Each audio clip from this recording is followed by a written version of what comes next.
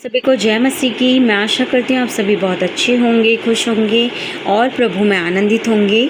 तो आइए हम पढ़ेंगे कुलस्सियों उसका पहला अध्याय और उसका हम 21वीं आयत से पढ़ना शुरू करेंगे। देखिए, परमेश्वर का वचन ऐसा बताता है, मैं तुम जो पहले निकाले हुए थे और बुरे कामों के कारण मन से बैरी थे। देखिए, प्रभु आपको कह रहे हैं कि पहले जो तुम निकाले हुए थे, जैसे कि आपके घर वालों ने आपको, हो सकता है आपको निकाल दिया हो, कुछ ऐसी बातें, कुछ गलत आदतें आपके अंदर, कुछ ऐसी हैबिट्स जो आपके घर वालों को पसंद ना रही हो, तो उन्होंने आपको घर से बाहर निकाल दिया हो।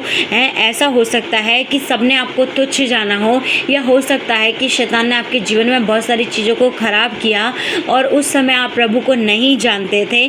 तो प्रभु आपसे कह रहे हैं कि जो तुम पहले निकाले हुए थे, हालेलुया, प्रभु कह रहे हैं कि जो तुम पहले निकाले हुए थे और बुरे कामों के कारण मन से क्या थे, तुम बैरी थे।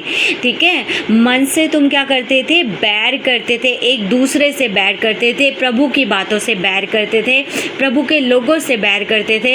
हो सकता है कि आपको कुछ अच्छा कोई समझाए तो आपको बुरा लगता था, तो और या हो सकता है कि आप किसी के प्रति आप बैर रखते थे, या ऐसा हो सकता है कि आप किसी की चीज़ों को देख करके आपके मन में बैर उत्पन्न होता था, है ना। तो प्रभु कह रहे हैं कि देखिए, तुम जो पहले निकाले हुए थे, जो तुम्हें पहले तुम्हारे बुरे कामों के कारण तुम्हें निकाला गया था और तुम्हारे बुरे कामों के कारण तुम्हारा मन जो था वो बैरी था, तो प्रभु कह रहे हैं कि उसने अब उसकी शारीरिक देह में मृत्यु के द्वारा तुम्हारा भी मेल कर लिया। हालेलुया, हमारे प्रभु यीशु मसीह ने अपनी शारीरिक देह में मृत्यु के द्वारा, वो क्रूस की मृत्यु के द्वारा हमारा क्या कर लिया, मेल कर लिया। हालेलुया, क्यों कर लिया?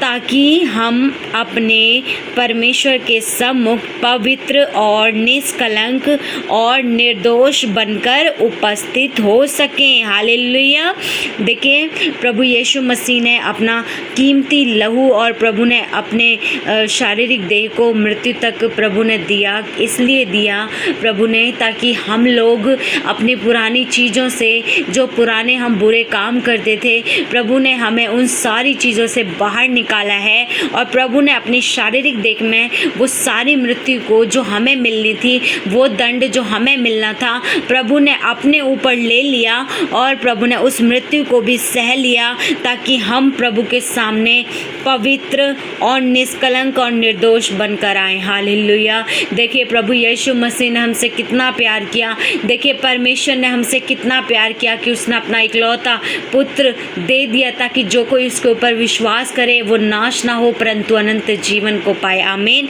देखिए, प्रभु कह रहे हैं, यदि तुम विश्वास की नींव पर दृढ़ बने रहो, ठीक है, प्रभु ये चाहते हैं कि अगर हम विश्वास की नींव जो हमने प्रभु के ऊपर कर ली है, अब हम प्रभु को मानते हैं और प्रभु के वचनों के ऊपर हमने चलना शुरू कर दिया है, तो प्रभु कह रहे हैं कि देखिए, उस विश्वास की नींव पर आप दृढ़ बने रहना और उस सुसमाचार की आशा को जिसे तुमने सुना है, हालेलुया, जिस सुसमाचार को आपने सुना है, जिसे सुनकर के आपने विश्वास किया प्रभु के ऊपर। हो सकता है कि आप बहुत सारे कर्जों में थे, हो सकता है बीमारियों में थे, हो सकता है कि आप पापों में थे, हो सकता है आप किसी तरीके के जादू टोने में थे, हो सकता है आप किसी बंधन श्राप में थे।